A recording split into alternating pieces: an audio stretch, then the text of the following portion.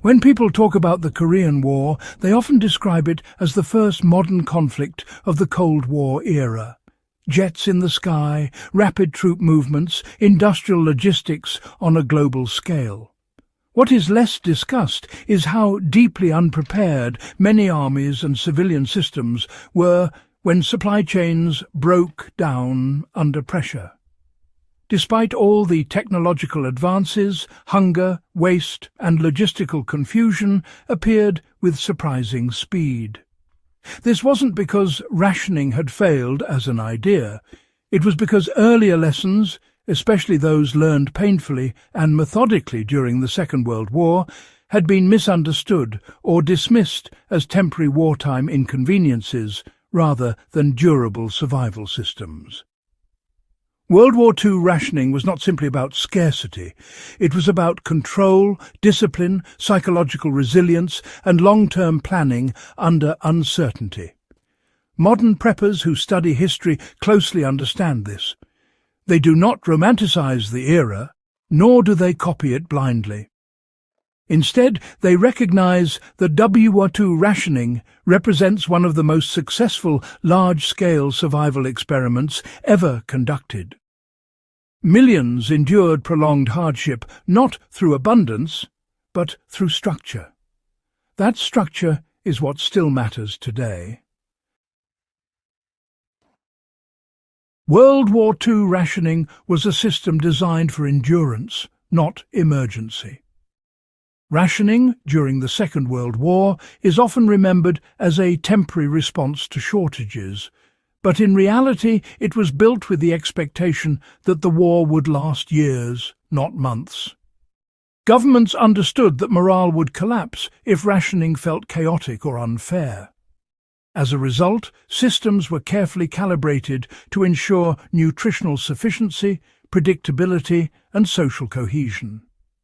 In Britain, ration books were not merely instruments of restriction. They were contracts between the state and the citizen. Each person knew what they were entitled to and when. This predictability reduced panic buying and hoarding, behaviours that modern supply disruptions still struggle to control. Calories were calculated not just for survival, but for sustained labour, including factory work, farming and civil defence duties. Modern preppers take note of this emphasis on planning for duration rather than shock. Many contemporary survival strategies focus on short-term crises, 3 days, 2 weeks, a month. WWII rationing assumed uncertainty measured in years. That shift in mindset changes everything, from food storage to consumption habits. Calories mattered, but balance and substitution mattered more. One of the least appreciated aspects of WWII rationing was how aggressively it discouraged dependence on any single food source. Meat was limited not simply because it was scarce, but because it was resource-intensive. Governments encouraged citizens to substitute with pulses, grains and vegetables, often through education rather than coercion. British national loaf bread, for example, was nutritionally superior to pre-war white bread, even if it was unpopular at first. It contained more fibre and nutrients and wasted less grain in processing. Over time, measurable improvements in public health occurred, including reductions in certain deficiency diseases. Modern preppers who swear by WWII rationing methods often highlight this point. Stockpiling is not enough if it relies too heavily on comfort foods or narrow diets. Ration-era planning emphasized adaptability, knowing how to replace missing ingredients without collapsing the meal or the household routine. This flexibility is what allowed families to endure long shortages without constant crisis. Rationing succeeded because it was paired with education, not fear. Another overlooked feature of World War II rationing was the scale of public education that accompanied it. Governments invested heavily in teaching civilians how to cook differently, grow supplemental food, and reduce waste. Victory gardens were not symbolic gestures. They were logistical assets that reduced pressure on national supply chains. Pamphlets, radio programs, and community demonstrations taught people how to stretch fats, reuse leftovers, and preserve food safely. This knowledge sharing reduced resentment and increased participation. People felt competent rather than helpless. Modern preparedness culture often underestimates this educational component. Accumulating supplies without skills creates dependence rather than resilience.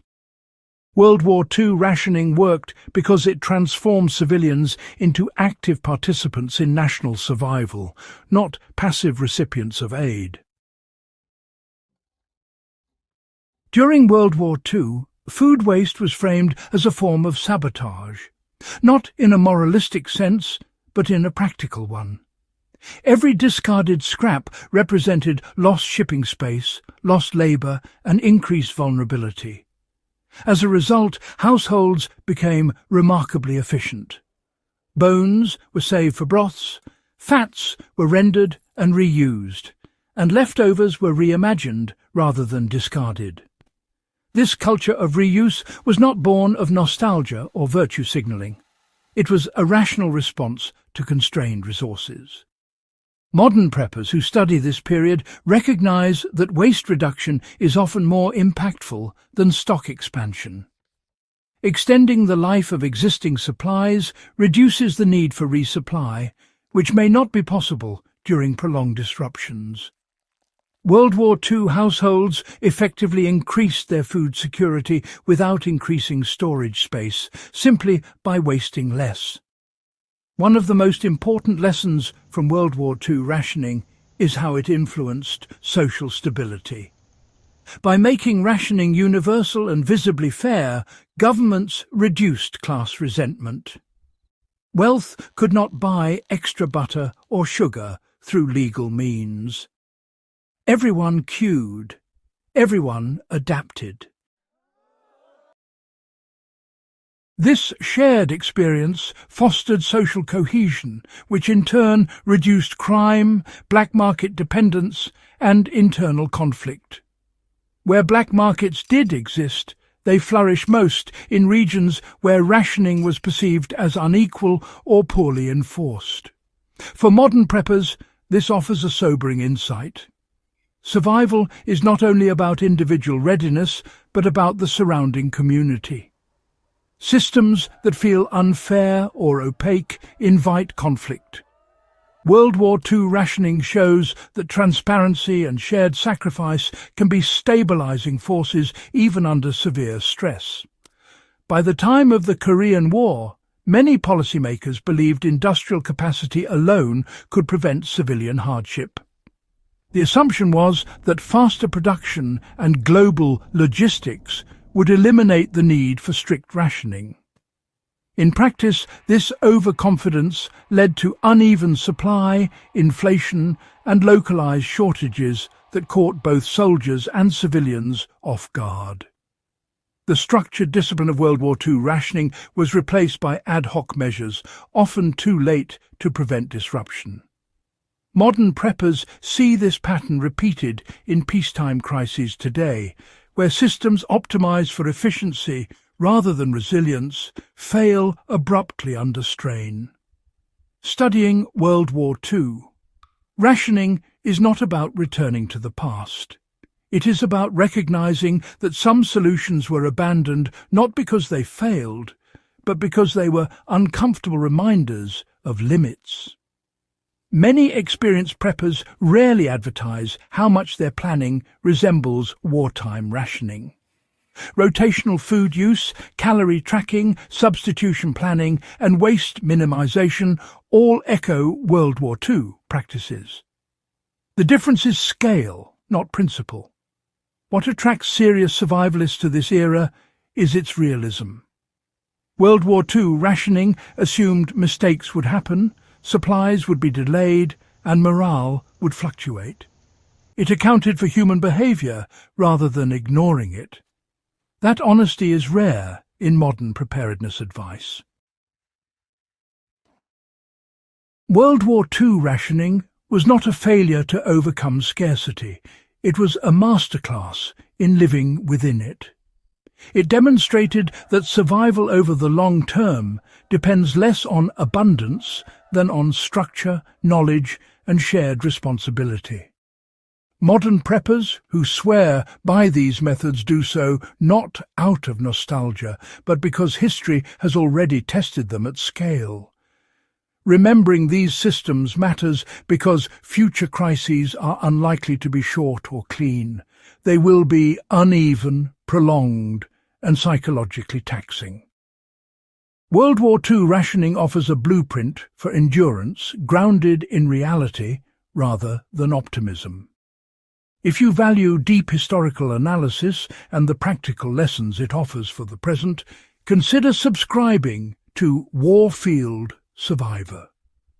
Share this video with others who believe history is not just something to remember, but something to learn from.